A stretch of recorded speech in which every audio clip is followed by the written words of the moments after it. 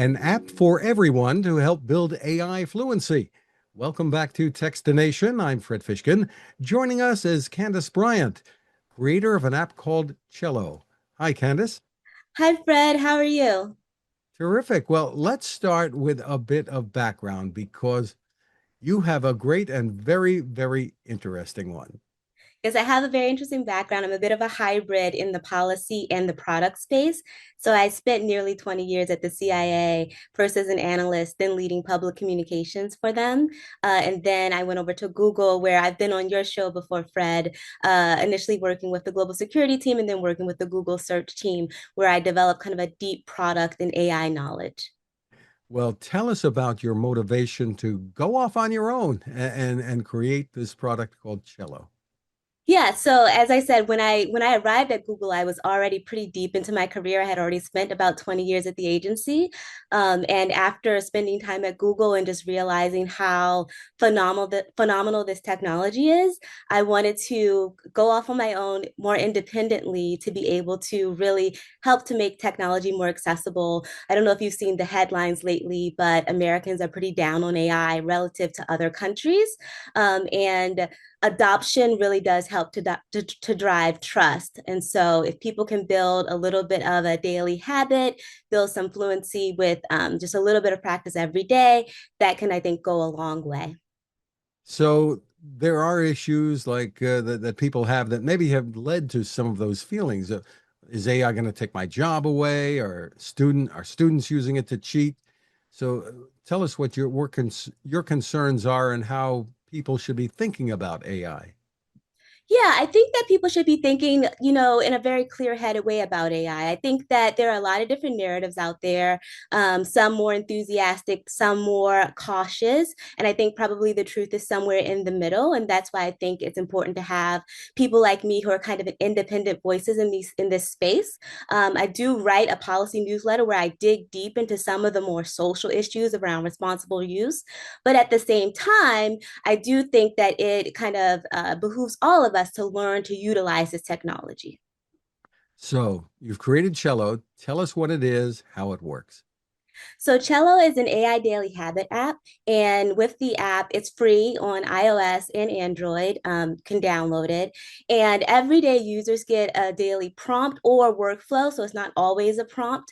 To kind of help them utilize AI a little bit more deeply. Oftentimes, the prompts cover a couple of different categories. So sometimes it's a judgment prompt.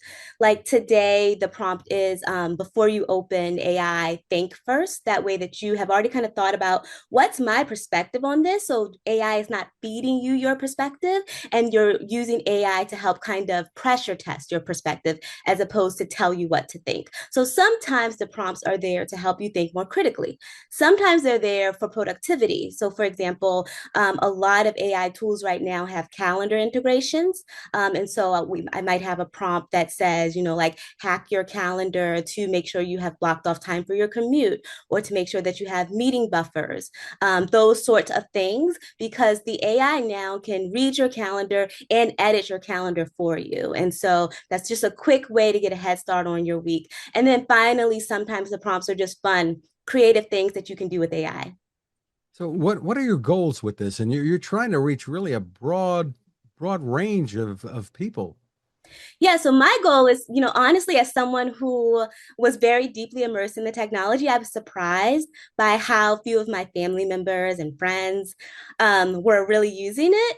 And so I wanted to make sure that those people didn't get left behind, because when you are in a bit of an AI bubble, you think everyone is as excited about it as you are, and that's just simply not the case.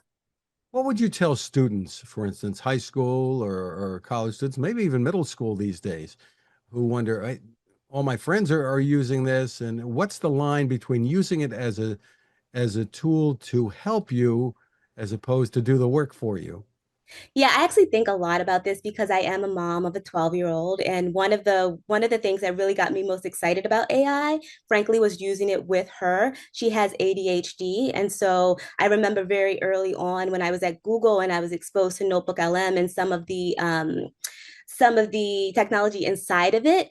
I became a power user of it in that moment, because for my daughter it was just a game changer. You can take your kids, handwritten notes, snap a picture of them, upload them to Notebook LM, create flashcards, videos, podcasts. And what we would do is, we don't have a very long drive to school, but we have 15 minutes or so.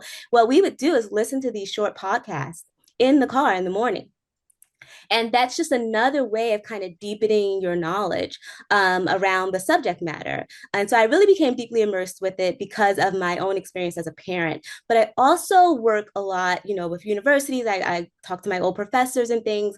And there is a lot of concern around, how do you integrate AI? And right now it does seem like at the university level, there isn't a cohesive approach, right? It seems like it's very, and oftentimes it's very professor dependent. I've been thinking a lot about this, and kind of where I kind of land is that we need to learn to think about AI in the same way that we thought about calculators or typewriters to word processors, meaning that it's a tool to make us better. I do think that to some degree we've been using writing as a proxy for other things rather than judging the knowledge itself. And so I do wonder if we need to move to an approach where we're taking more of a dissertation model to work, where the question is not, did the student write all of this themselves, but do they understand it and can they defend it? I was amazed at some of the college graduation ceremony clips that I saw where the speakers were booed when they mentioned AI. Yes. And I think that, I saw a tweet that I thought was really spot on. And the tweet said something like, the tech industry is going to have to come up with a better pitch than "you're all going to lose your jobs and pay more for electricity." Right. And so I think that that is frankly what it comes down to, is that I do think that there's some messaging out there that probably is too extreme on both sides, that is causing a lot of the distrust. And you are also writing a book, I see on your website. Tell me about that. Yeah, so I actually I keep voice notes every night on kind of what I did that day. And so at the end of the year, I plan to take it all and kind of write about my first year, kind of after leaving corporate.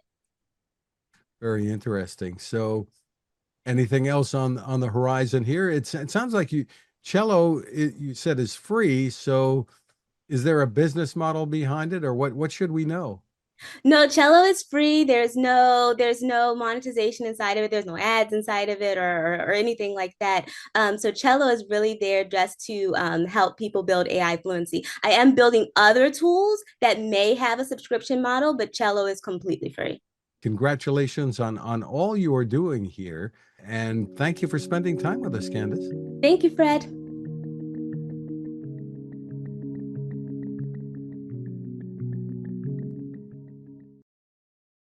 The Haven 10,000 lantern is a smartly designed, beautiful solar light that you will love indoors or out. It is waterproof with up to 1200 lumens of brightness, that's a lot of light, and the base becomes a flashlight at the push of a button. The power comes from a built-in lithium-ion battery recharged by the sun, the solar panel is built in, or USB-C. The battery can even recharge your phone. Did we mention how durable it is? How it folds down and can run for up to 120 hours on a charge?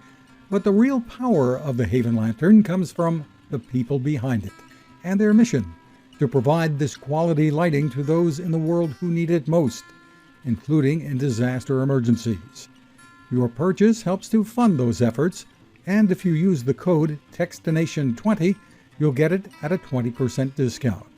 That's TEXTINATION20 at havenlantern.com. Create your haven.